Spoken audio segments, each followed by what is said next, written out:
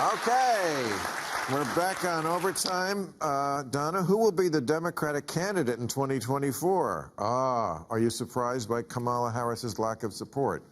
I believe it's Joe Biden. He's announced that he's going to run for re-election. I haven't seen any signs that he is throwing in the towel, so I got to stick with Joe Biden until I know something else.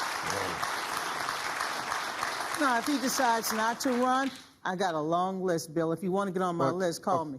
You definitely don't want to be on the list. Oh, well. He's not going to be worried about running. He's going to be worried about walking in 2 years. You can't run now. Oh, that's ageist. Yeah, well, very much so. It's ageist, but you're allowed to be ageist if the guy's the pilot of an airplane that you're in, right? Okay, but I mean, I feel like that's a self-fulfilling prophecy. Lots of people have it in their interest that he is going to act senile. And, I mean, you know, everybody who is on camera that much is going to make some gaffes. And let's be honest, he was a gaffe machine when he was 40. He's actually better. Yeah. He makes less gaffes now, probably because he's aware of it more and he's president. But I just don't see that he is that different than he was 10, 20 years ago. I mean, we heard that argument back and you know, when Donald Trump said it, he was in his basement. Now, he was in his basement trying to beat Trump's ass. He did. Well, but don't you think somebody like Michelle Obama would be much better than Biden? Oh, my God, yes. You want to add to my list? She's not going to run. No, she's not running. No, but of course she would be better. Yeah, I think that's a winner. I mean, I think that's a Democratic winner. Just hold that thought, just in case we need another candidate in 2028. Just hold that thought. I mean, it's not like no one has thought of that. It's that she won't. She's not interested. No, she's not interested, and I don't blame her. She's doing a good job. The Obama Foundation. They put in their time for 8 years. They paid the price. They paid. Yes, they served the country. So I agree. I totally agree.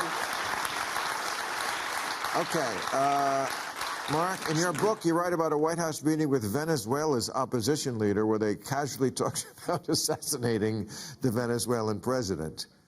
Is that true? No, that's not true, and that's not what I wrote. What he talked about was, you know, the president said to the acting president of Venezuela, you know, would you support us attacking the country or doing a military operation? Wait, let's set, what year is this? 2020? This is early 2020, February 2020. So the president was Maduro? No, well, the president in Venezuela was Maduro. Yeah. The acting interim president was Juan Guaido. Right.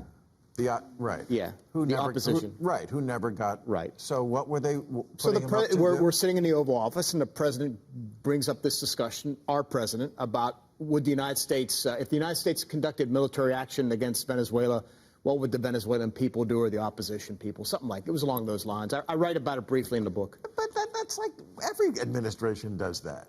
Yeah. Of all the things you could get them on, that's right. And we also have plenty of presidents talked about and then conducted assassination. They didn't just talk about it. They did it. Yeah. Well, the word assassination is not in there. It was discussion about military options. So. Okay. I'm just saying. That's some good polish. That would be one thing with Trump that wasn't a break from the norm. Yeah. Like, somebody's a problem overseas? Kill them? Anyone? Bill, you had another idea. But the discussion about taking action against Venezuela continues all the way through, at least until the fall of 2020. Okay. This keeps coming up and up. All right. Should Democrats run more candidates like John Fetterman? Yes. Who is he? I don't know who that is. John Fetterman, he is the Senate candidate for the state of Pennsylvania, the current lieutenant governor. He had a stroke, so he's recovering. He had a stroke? Well, yes, he had a stroke. How old is he? 52. 52. Wow. Joe Biden hasn't had a stroke. No. But I feel like your defense of Joe Biden. He was always bad at talking. No, but it's true. I know, but it's not the age issue. But John this Fetterman, motherfucker had a stroke at 52. Wow. Right? And you don't even know the man that's gonna call him a big bird, a MF. Look, he's a good man. His slogan, I love was every vote, every county. He went to every county in Pennsylvania. Wasn't different strokes for different folks? You know, Let him laugh. He's laughing. you know what? He's a keeper. You can bring him back. Oh, good. He's a keeper. Hell yeah, I'm a queen. So John Fetterman, what is it about him that He is such a wonderful populist candidate. Look, populist?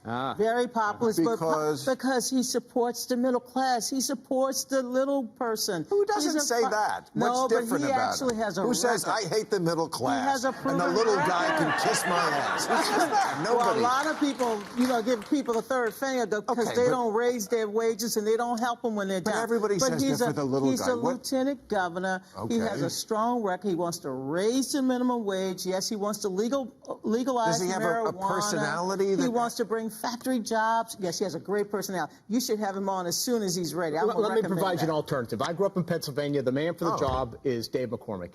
Who's that? He's a front runner alongside Oz right now for the Republican side, and he would be a great U.S. senator. Well, I don't know. I was in Atlantic City, but it was the Pennsylvania market that I was watching on the local TV. It was frightening because the only ad. This is why the Democrats. I know they're going to get their ass kicked. They couldn't even afford TV ads, and all the Congress candidates that were. Yeah. It was like. Yeah. Candidate, and they kept saying conservative, like it was the guy's first name. Conservative Brad Goonsberg is conservative, and he's tough, and he will stand up to Biden and kill criminals and rip that dress off your son. And vote conservative Brad Goonsberg. He's conservative, and he shoots things he doesn't like. I was like, oh, they're He's fucked. 61 and he hasn't had a stroke yet. All right, I gotta go to Vegas. Thank you, everybody. Thank you.